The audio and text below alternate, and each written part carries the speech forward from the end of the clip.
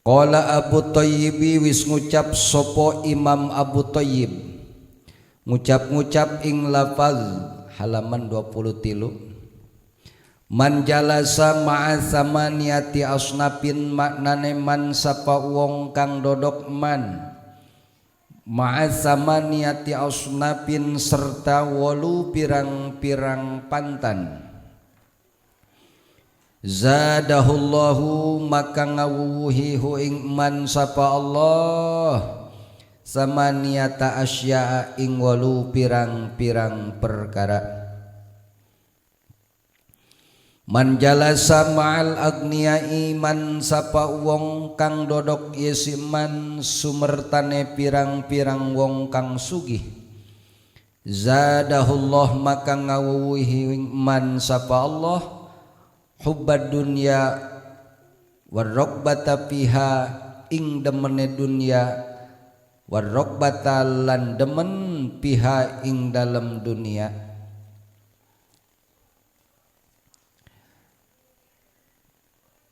Waman jalasa ma'al fuqara'i lan sapa wong kang dodok yesiman ma'al fuqara'i sertane pirang-pirang wong pakir.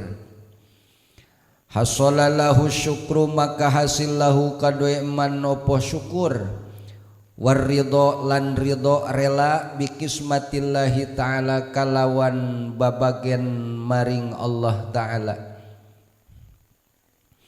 Wa man jalasa ma'a sultani lan sapa wong kang dodok man ma'a sultani sertane pirang-pirang pemimpin pirang-pirang pejabat. Zadahullahul qaswata wal kibara maka ngawuhi ing man sapa Allah al qaswata ing atose ati wal kibara lan gumede takabur.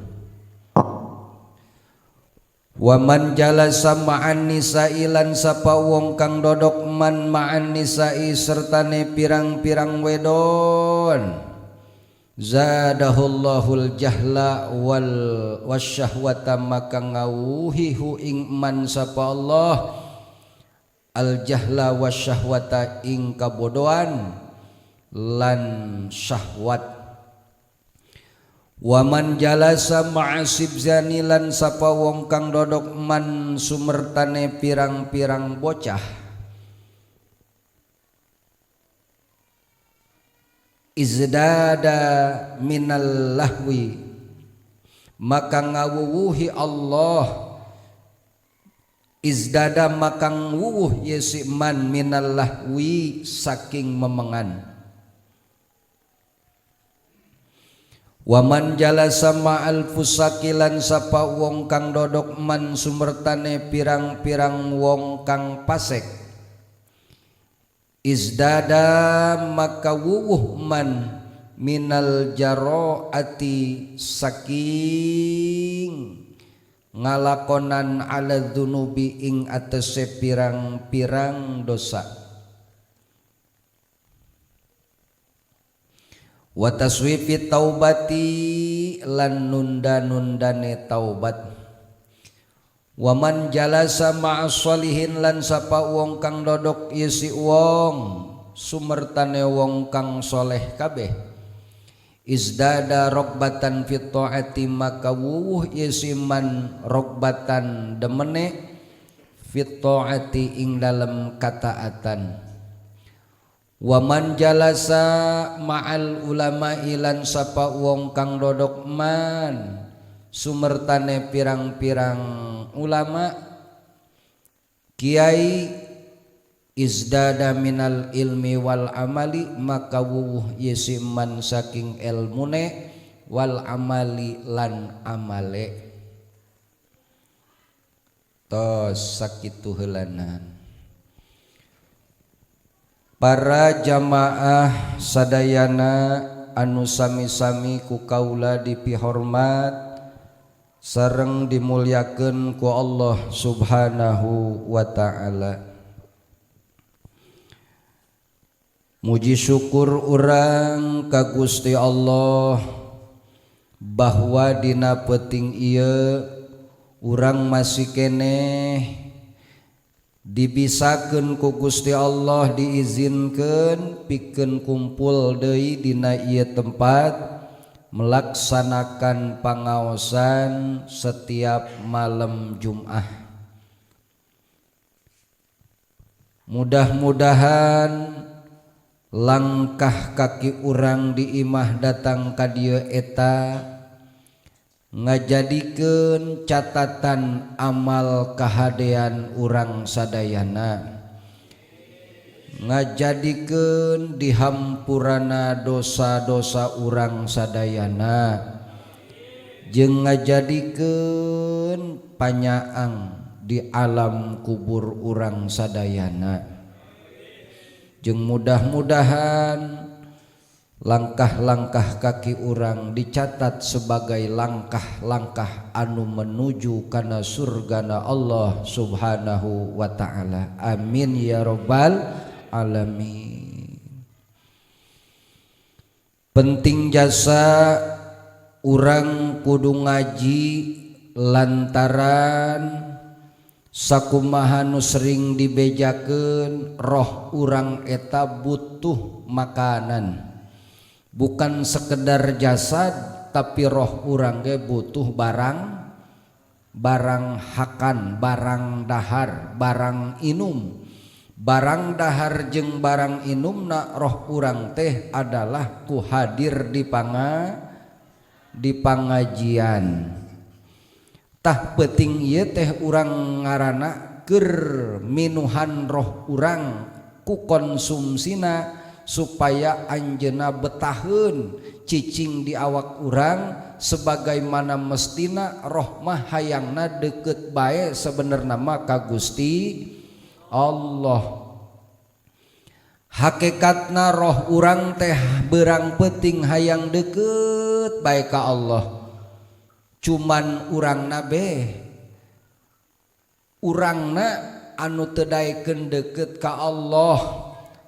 Urang selalu nurutkeun bae kana kahayang urang, kana tabeat urang, kana watak urang, akhirna eta roh urang teh kalindih kaelehkeun ku hawa nafsu, kaelehkeun ku hawa nafsu. Ketika urang geus kaelehkeun ku hawa nafsu dina 24 jam teh lolobana nurutkeun hawa nafsu tibatan taat kana parentah Gusti Allah. Ceurik eta roh urang.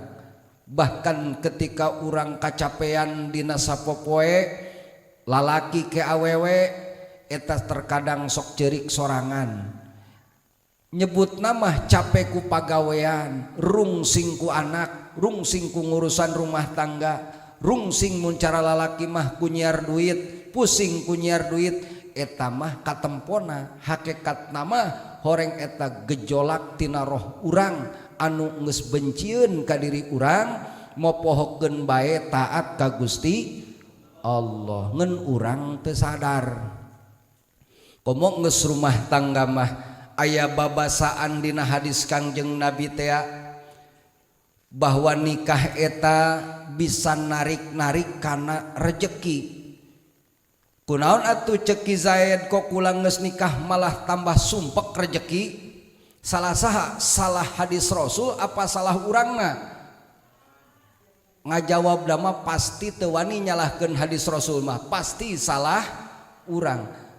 Sebetulna ketika urang rumah tangga eta pintu rejeki teh dibukakeun ku Allah salebar-lebarna pikeun urang nu rumah tangga. Tapi eta pintu rejeki teh ku urang ditutup deui sarapet-rapetna ku jalan urang henteu syukur kana nikmat Allah. Mana teu syukurna? Salat lalaora, ngaji sabodo, sodakoh pelit, kapakir miskin sabodoan. Gitu kan urang mah ka acara-acara PHBI sabodo amat aing moal ambil pusing, kakolot ngalawan. Gitu kan kadulur kabaraya pahewa-hewa eta kabeh nutup kana rezeki urang sarapet-rapetna. Jadi ulah sok bae urang nyalah-nyalahkeun ah ieu mah geus takdir aing, lain takdir aing salah urang.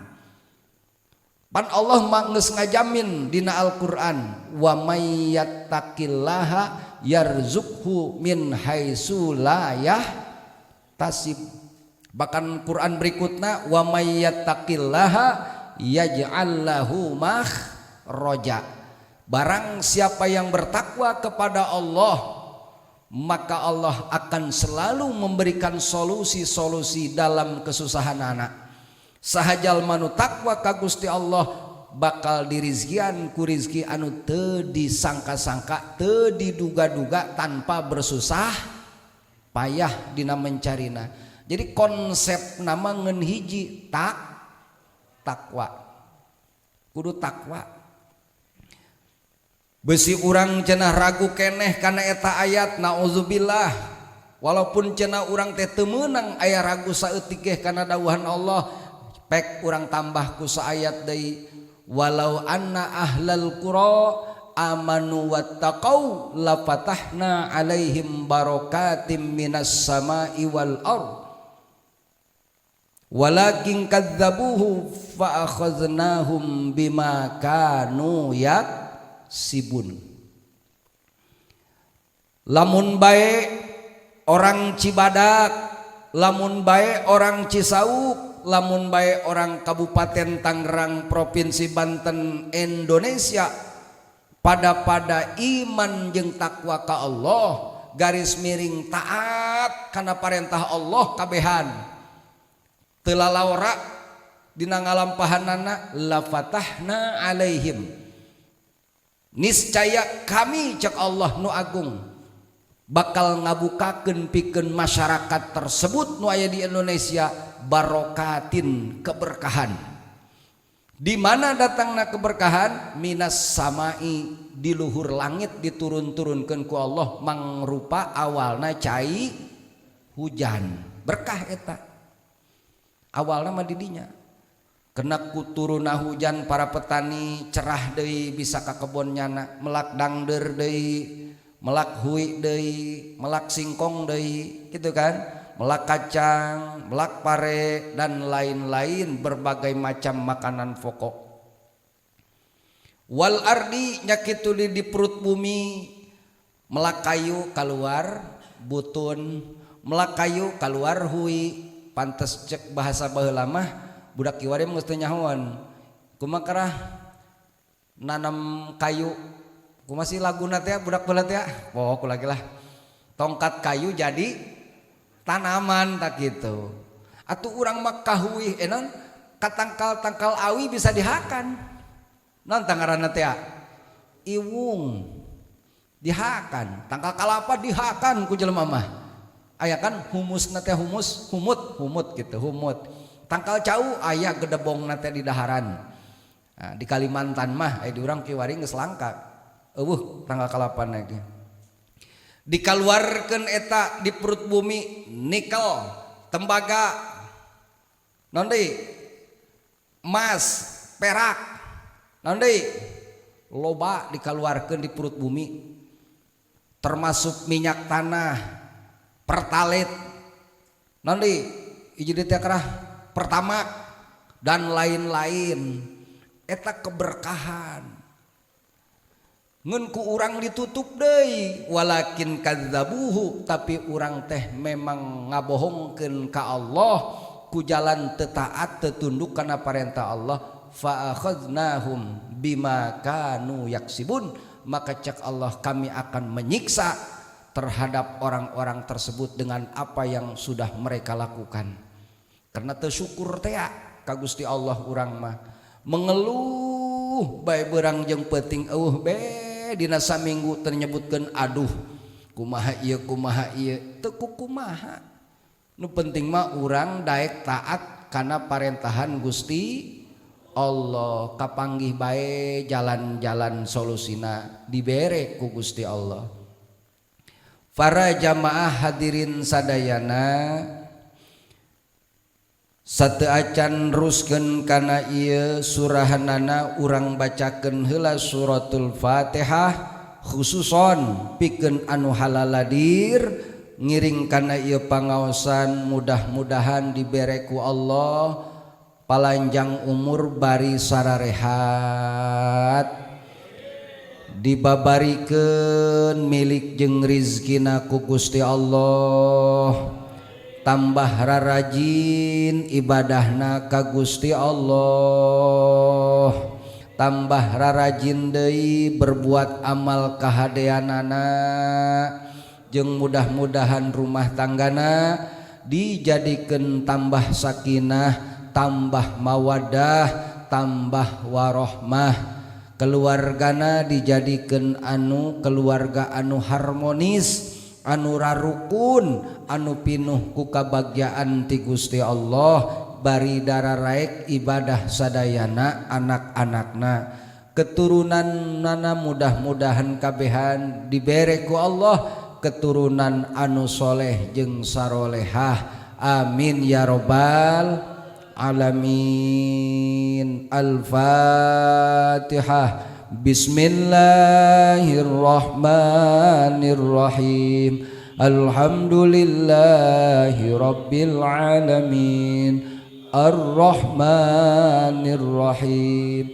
Maliki yaumiddin. Iyyaka na'budu wa iyyaka nasta'in. Ihdinas siratal mustaqim, siratal ladzina an'amta 'alaihim ghairil maghdubi 'alaihim waladdallin. Bismillahirrahmanirrahim. Qala Abu Thayyib, berkata Imam Abu Thayyib, man jalasa ma'a samaniyati asnafin zadahullahu samaniyata asya'a. Barang siapa yang duduk bersama 8 macam jelema, maka bakal ditambahan ku Allah 8 macam perkara pikeun eta jelema. Bahasa urang nama kitu. Jadi sahabat di antara urang nusok daek ya, bergaul daek calik rerejengan jeung 8 macam manusia, 8 macam golongan ieu, maka bakal ditambah ku Allah dina hirupna 8 macam perkara kabagyaan tentuna. Nomor kahiji, man jalasa ma'al agniya'i zadahullahu hubbad dunya war ragbata fiha. Saha jalma anu resep osok calik jeung jelema-jelema nu balaleunghar, maka bakal ditambahan ku Gusti Allah dina hate jelema tersebut makin cinta dunia, makin tambah kasengsrem kana dunia. Masya Allah. Ternyata lamun urang sok kukumpulan gaulna jeung babaturan jeung sahabat nu balaleunghar, eta daya tarik hate urang ge bakal urang jadi jelema anu hubud dunya, kabawa hayang kosnyana nanaonna ge. Sedengkeun nu beunghar mah rata-rata sok pelit, maka engke urang ge bakal kabawa kosnyana pelitna. Aing cenah mun boga kosnya nu kitu nu kitu na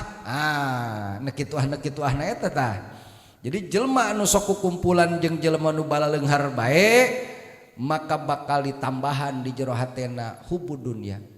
Sedangkan hubud dunya ra'su kulli khati'atin, penyebab setiap kesalahan hirup di alam dunia teh disebabkan gara-gara ayana rasa cinta dunia di jero hate urang. Pan urang lolobana ninggalkeun salat ge gara-gara cinta dunia. Meujeuhna urang dur waktu salat aya nu balanja, meujeuhna dur waktu zuhur meujeuhna di pabrik keneh, dur waktu zuhur meujeuhna keur ngojek keneh. Urang teh can wani taninggalkeun nu kitu lah, geus ya ulah ka belanja aing nek salat teulan, ulah sia ulah ka naik motor aing nek salat teulan. Moal aya kan zaman kiwari jelema pasti lah gampang salat mah kedeung keneh waktu ieu panjang. Heuh waktuna panjang, umur urang panjang tah moal, datang tah moal ka waktu kedeung ye. Tah kitu masalahna mah. Jadi urang mah sok pede teuing sari umur panjang bae gitu. Kadeta urang sing eling ulah sok loba teuing ku kumpulan jeung jelema beunghar. iya tuh mah gaul ge abdi dibere pan kunyana atuh kok mungkin parah. Ngarep-ngarep pamere batur parah atuh eta mah ngaranna. Masyaallah. Aduh.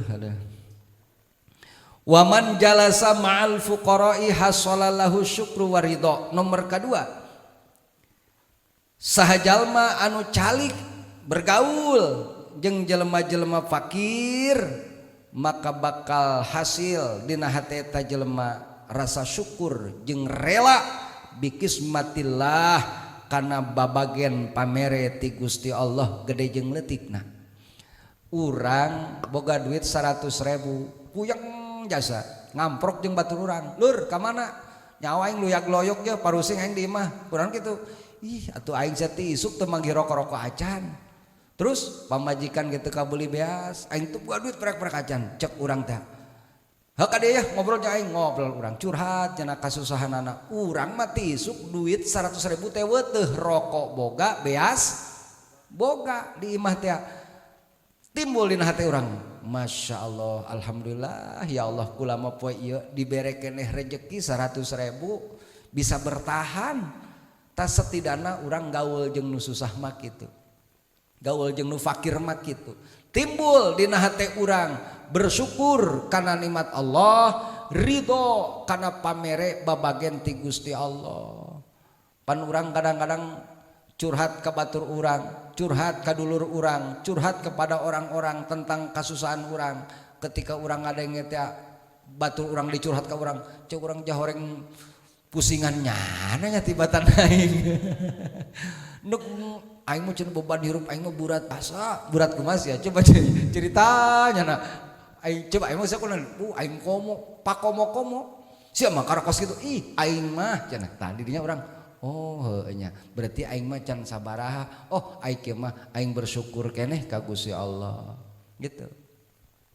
Ridho be urang kena sakieu mah aing alhamdulillah dibanding si eta mah. Ca urang kan kitu jeung batur urang teh tah dibandingnya berarti aing alhamdulillah ye tah timbullah rasa syukur urang ka Allah kena.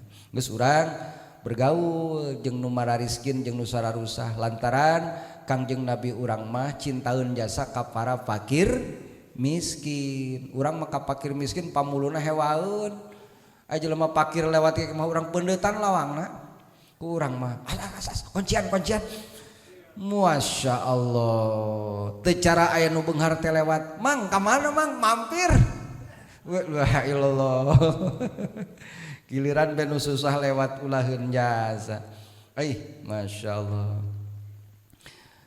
Waman jalasa katiluna sahajal manuku kumpulan caralik ma'asultoni jeung para pejabat jeung RT jeung jaro jeung lurah jeung camat gubernur para menteri eselon 1 eselon 2 jeung non deui presiden watimpres dan lain-lain para pejabat-pejabat para raja sahajal menusok calik jeung para pemimpin-pemimpin zadahullahul qaswata wal kibara ditambahan ku Gusti Allah dina hate jelema tersebut nu cacampuran jeung para pejabat teh ditambahan teas hatena ditambahan makin gumede makin sombong makin takabur.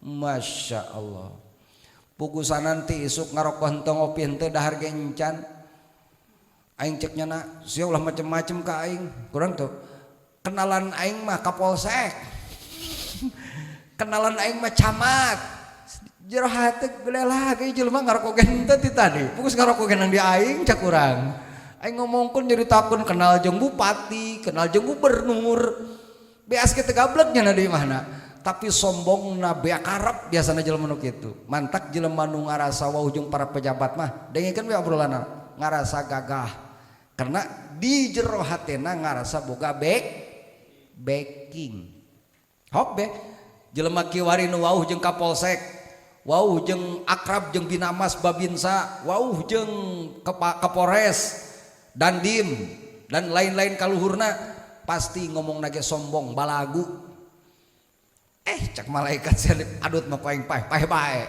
tuh nyeritakeun mah wauh jeung anu padahal mah susahna beak karep alhamatan ti urang.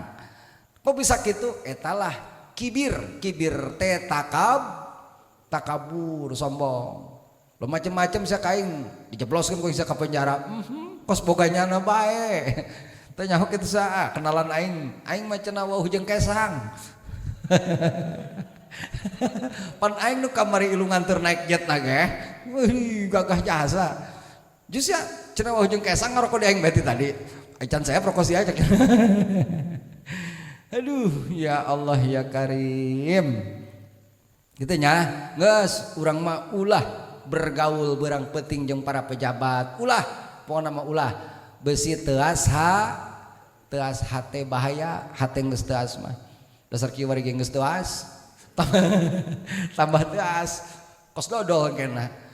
Dodol geus dihakana bulan Roah teh ya. Da ngadodol ti bulan Ramadan baheula. Mending geus aya naon ngaranna teh ya? Supaan. Beum nu saya supaan eta dodol dibalebetkeun ka kotok ge paeh. Eta kotok. Geus teuas dodolna. Ya Allah ya Karim, bahaya teh hate mah bahaya. Ulah bangga mun aya calon-calon pejabat datang ka lembur urang, ulah bangga dedeuketan jeung nyana eta menyebabkeun teu hate mun urang teu boga hijab, teu boga ilmu bahaya. Jadi aya ilmuna dulur, urang ngobrol jeung RT, ngobrol jeung jaro, ngobrol jeung camat, jeung lurah, jeung bupati, jeung calon bupati, calon gubernur, calon dewan, eta aya ilmuna, henteu los kitu bae. Karena lamun urang los kitu bae teuas hate urang. Jadi urang teh kudu boga filter, boga panyaring, boga hijab. Hiji pantang nyalangap menta sesuatu ka pejabat. Hiji ta, lamun urang geus nyalangap be, setan langsung ngabreg ka hate urang. Nah, siang semule menta ye, geus dikrumutan urang ku iblis jeung ku setan. Ke urang jadi hamba jelema eta. Nauzubillahi min dzalik. Sabaraha eta? Tilu kaopatna waman jalasan nisa azadahullahul jahla wa syahwata. Kaopatna saha jalma anu bergaulna reurejeunganana calikna ngobrolna jeung awewe beberang penting. Jadi susi ieu mah berang penting.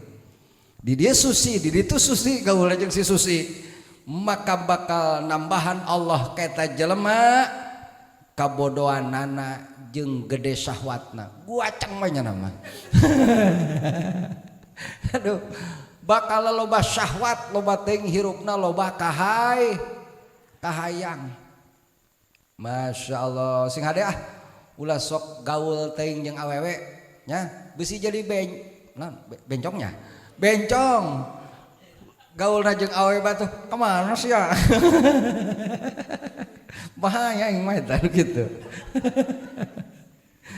Aduh ya Allah, ulah sok lobatin gaul jeung awewe lalaki mah, ulah sok ngobrol-ngobrol riungan jeung awewe.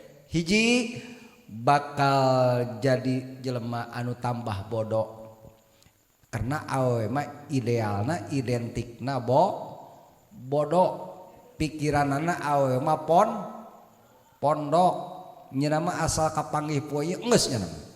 Kumaha awewe tah? Awewe mah panjang buuk, pendek lengkah. Lalaki mah pendek buuk, jauh lengkahna lalaki. Geus awewe mah pendek pikiranana. Kitu nya. Tah urang anu tadina dicipta ku Allah panjang pikiranana karena gaul jeung awe pendek pikiranana. Masalah setik be nangkep anggal ceriknya sia lalaki cerik. Sari sempit ti rupiah karek teu ngaroko doang ge. Masyaallah ngaranna pikiranana sempit. Coba nu pikiran panjang mah lah karek teu ngaroko aing mah anggal koing didobol alaan kapukna koing dibeulem. Jadikan rokok atau widang dari kunyana dijadikan rokok pang-pangna lah hartina teu kitu. Jadi ulah sok campur jeung awewe besi urang tambah bodoh geus mah bodoh malah tambah bodoh kadituna. Terus urang bakal diberian gede syahwat hirup teh loba teuing kahayang teu ngaragap diri engkena. Sesuaikeun hirup jeung kemampuan urang ulah disesuaikeun jeung kahayang urang. Kena ikabehan ge kahayang mah wah teu bedana kieu beh sedekah 10.000 doakeunnya sing bisa asup ka surga tanpa dihisab. Masyaallah. Sedekah ge 10.000 hayang asup ka surga bieu ghairi hisab cek geus tanpa dihisab deui kan pohara eta. Walaupun Allah mah maha kawasa nu kumaha ge tapi maksudna urang sesuaikeun jeung kemampuan minimal kieu sedekah 10.000 muga-muga pahalananya sing ngalir saeutik ge pikeun almarhum kitu mah cukup ulah doakeun usaha sing lancar anak sing saroleha pamajikan cenah sing soleha terus kami bisa ke Mekah bebarengan kabehan terus kemun maut husnul khotimah asup ka surga tanpa dihisab hatur nuhun dibuka teh amplopna 10 mending aing nu mere 10 juta gitu mah. Ya Allah ya Rabbi ta para jamaah ta urang sing hade bahaya nurutkeun tin syahwat mah bahaya apalagi di zaman kiwari kan ye gejolak dunia alam dunia teh kiwari urang sararumpek nu ngojek hese nu tani ge hese pupukna rarese gitu terus ragang hese pembeli kiwari lantaran persaingan anu geus teu sehat dilatar belakangi ku syahwat dunia para pejabat urang anu korupsi.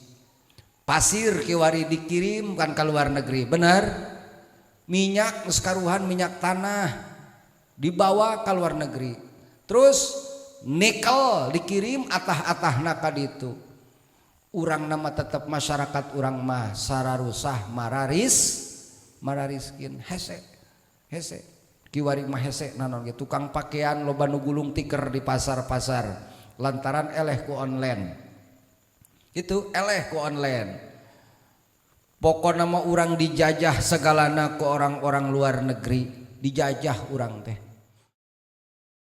ya seberapa 5 waman jalasa ma'asibyani izdada minal lahwi saha jalma anu sok bergaulna jeung budak leutik bae geus kolot ulina jeung budak leutik nah gaulna main gundu bae jeung budak leutik main onde main karet susumputan deh urang geus kolot ya baik bapak-bapak maupun ibu-ibu maka eta jelema tersebut bakal ditambah resep heureuyanana kos budak leutik jadi ulinan be ucingan waktuna salat woi susumputan yuk nyumput nya ngajauhan musola ja budak leutik karena nyumput anu azan nyumput yuk cek nya nyumput nya giliran ngaji nyumput yuk susumputan nyumput nyana di kamar teka luar eta susumputan ngaranna jadi urang ulah sok loba teuing ulin cacampuran jeung budak laleutik aing geus kolot mah kudu sadar diri urang karena ge urang bakal ditambah ku Allah resep ku ulinanana bae kos budak pai budak onaman jemang can boga dosa emang hiburan hirupna karaksa kitu urang mah ulah kos budak laleutik ieu mah sale budak leutik gaul di dinya ilu nongkrong jeung nyana ulah tah ya moal dewasa bakalna hirup teh dewasa itu bukan non ditempo umur dewasa mah ku banyakna akhlak perubahan di diri urang sikapna dewasa tangarana karena loba jelema geus aki-aki tapi kos budak tapi loba jelema umurna ngora tapi katempona dewasa jadilah jelema anu dewasa bukan jadi jelema anu kolot karti ulah jadi jelema kolot tapi jadilah jelema dewasa nah, urang melolobana siam budak keneh sia ge geus kolot kos kitu cak urang aslinya nu kolot-kolot molongo cak urang kuduna mah sia nu kolot leuwih dewasa nah tibalik atuh jadi jadilah urang teh manusia anu dewasa lain jadi jelema anu kolot walaupun urang ge bakal ngolotan tapi sesuai jeung kedewasaan anak. Makin kolot makin dewasa, lain makin kolot makin polongo. Bahaya mun kitu urang. Mus kolot-kolot ngising teu ngisang. Aduh di jalan. Sing tanya ulah gaul jeung barudak laletik lain zaman urang aing geus karolot mah. Berikutna deui waman jalasa ma'al fusaqi izdada minal jaraati 'alal dunubi wa taswifit taubati. Saha jalma anu ririungan bergaul jeung jelema-jelema nu pararasek maka bakal ditambahan eta jelema ku Gusti Allah keberanian di jero hatena melakukan dosa-dosa apa saja. Masya Allah. Jeung bakal ditambahan deui ku Gusti Allah dina hatena selalu menunda-nunda karena bertobat. Jadi engke baik tobatnya. Mentak sing hadeta urang ulah sok gaul jeung jelema pararasek. Mana jelema pasek amalayah tukang bohong pasek ngaranna. Urusan naon bage pasti dicampuran ku bohong, berarti jelema tersebut jelema pasek. Naon bae aya bohongna hiji tah. Naon deui jelema pasek hampura 1000 hampura lain cekula menurut dina kitab Fathul Muin kanu kurang bakal kacarita bahkan geus harita dina bab salat ge. Jelema anu sok tara make tutup kepala, tara make kopiah, eta ngaranna jelema mantak teu sah jadi wali nage sanajan anak kandungnyana kecuali tobat teulan. Masya Allah. Teu sah jadi wali jelema pasek, lain jadi wali maksudnya lain jadi wali ieu nya, wali nikah maksudna mah teu sah jadi wali nikah jelema pasek.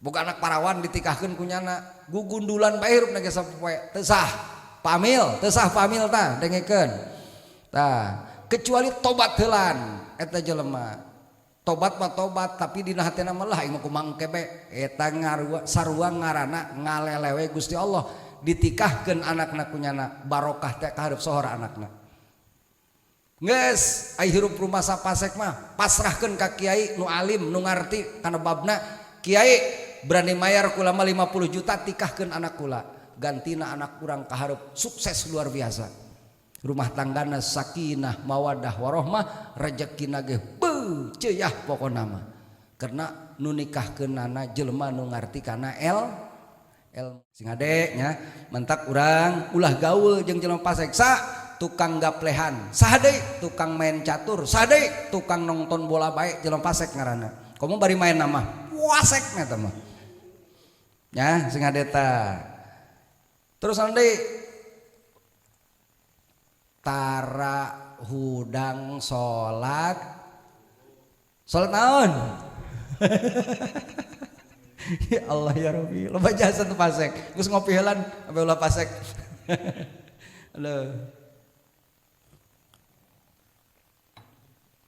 lo baca hasa eta nu sok dahar di pinggir jalan nyamual pasek anu sok barang dahar bari lempang pasek teu lalaki teh awewe meuli gorengan gaya mana jalan bari lempang pasek di hewaan jasa ku Kangjeng Nabi lalaki awewe nu barang lebok bari lempang teu meunang eta masyaallah masa umat Kangjeng Nabi umat Islam anu dipika cinta ku Kangjeng Nabi barang hakan bari lempang jadi penyakit dulur eta teh jadi penyakit ka lambung urang jadi penyakit ka tubuh urang kolot baheula mah sekedar nyebutna pamali padahal malin pamali mun bahasa kiwari mah jeung geus bahasa zaman naon pintar ilmu pengetahuan dikupas oh horenganan berbahaya terhadap tubuh urang berbahaya kana lambung urang mun barang hakan bari lempang termasuk nginum bari nangtung teh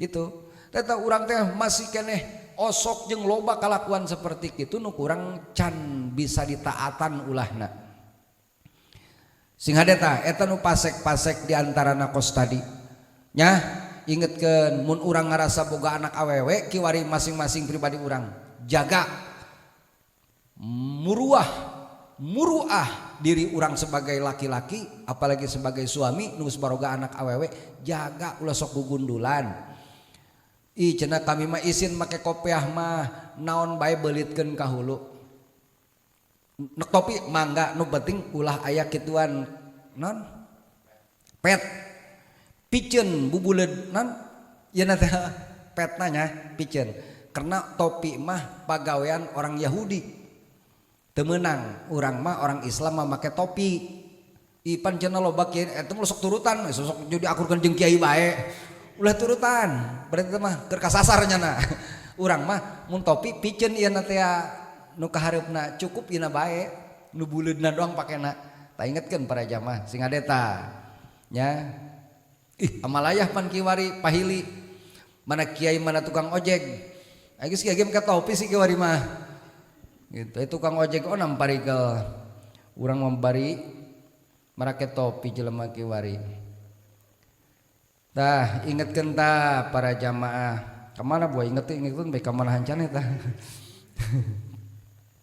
waman jalasa ma'as solihin terakhir saha jalma anu diuk jeung mang solihin pan diuk jeung jelema nu saroleh soleh mungguh Allah lah lain soleh mungguh manusia henteu ditempo dina berjubahna teu ditempo dina balik haji umrohna teu ditempo nya loba diuk di jero musolahna teu ngajadikeun tandana soleh nu kitu mah gitu saha jalma nu kukumpulan jeung jelema soleh izdada robbatan fi taati bakal ditambahan ku Gusti Allah di lubuk hati yang paling dalamna makin resep bae ibadah taat ka Gusti Allah tertarik kabawa ku jelema eta tatandana jelema soleh teh kitu ciri-ciri jelema soleh teh adalah ketika urang diuk jeung nyana ngobrol jeung nyana aya daya tarik ruhani hirup teh hayang bener sanajan teu bisa kos batur minimal nyontok kos jelema nu diajak ngobrol ku urang teh urang kapanggih jeung jelema ngobrol ngeunaheun aing hayang amat ibadahna kos nyana jadi jelema kos nyana akhlakna kos nyana ibadahna kos nyana tah berarti ieu nandakeun jelema eta jelema soleh tanpa nyana ngajak tanpa nyana ngobrol kenaon urang tertarik bae hate alami pamerti Allah berarti nandakeun jelema tersebut punya kualitas dan kuantitas di sisi Allah Subhanahu wa taala. Kitunya mantakan seperti tadi kunaon kula hayang ngahadirkeun artefak Kangjeng Rasul lantaran urang maca sholawat osok meureun urang ngararimpi can pernah kapanggih Kangjeng Nabi atuh nempo-nempo bagian-bagian nu pernah dianggo ku Kangjeng Nabi na betul aing maca sholawat ti baheula can pernah ngimpi jeung Kangjeng Nabi hanggeus ke ku aing dibawakeun buukna mah tah Kangjeng Nabi ye ge sarua harti maksudna mudah-mudahan ke ku wasilah urang geus ditempokeun bagian-bagian anu dianggo ku Kangjeng Rasul baheula mudah-mudahan di hari-hari berikutnya orang dipendakan langsung ku Kangjeng Nabi Muhammad sallallahu alaihi wasallam kitu maksudna masa bernama supaya orang teh kasinaran ulah pararoekeun bae nu dipikiran duit bae kabeh mikiranna duit bae baringung kula mah Bandunganan lajuna gitu karena aing geus nu dipikiran duit bae mah diajak naon ge hese jelema mah Bang ayo cenah aya perlu urang gotong royong ngebersihan makam kabehan wih aing aya urusan ieu penting jasa pasti duit jadi hese geus ku duit bae mah jelema mah hese digibegkeun naon ge duit bae mah pikiranna hese wa man jalasa ma'al ulama'i izdada minal ilmi wal amali saha jalma anu calik jeung para alimil ulama maka bakal ditambahan ku Gusti Allah di jero hatena tina elmuna pangartina bakal ditambahan deui tina daek beramal kahadeanana pasti jelema anu sok rajin cacampuran jeung alimil ulama mah bertambah ilmu. Jadi sekali deui saha jalma anu calik jeung para alimil ulama bakal ditambahan ku Allah pangartina eta jelema ge ku kumpulan jeung para kiai mah loba bae ilmu, loba bae tambah-tambah pangarti, bahkan loba amal. Hartina loba amal teh loba amal ibadah karena orang selalu menang petunjuk ya sia ieu tah ieu tah ieu kitu para jamaah. Tah sakieu pangaosan urang dina peuting ayeuna, mudah-mudahan 8 perkara ieu diantarana aya nu goreng aya nu bagusna cokot, nu gorengna ulah. Hiji urang teh naon cenah kudu resep, nu resep namanya hiji urang ulah sok kukumpulan jeung jelema beunghar, 2 kudu leuwih resep kukumpulan jeung jelema pakir, 3 ulah sok kukumpulan jeung para pejabat, 4 ulah sok kukumpulan jeung awewe, 5 ulah sok kukumpulan jeung barudak leutik, 6 ulah sok kukumpulan jeung jelema pasek bergaul, 7 ulah sok kukumpulan kudu kukumpulan jeung para sholihin, 8 kukumpulan bae jeung para alim.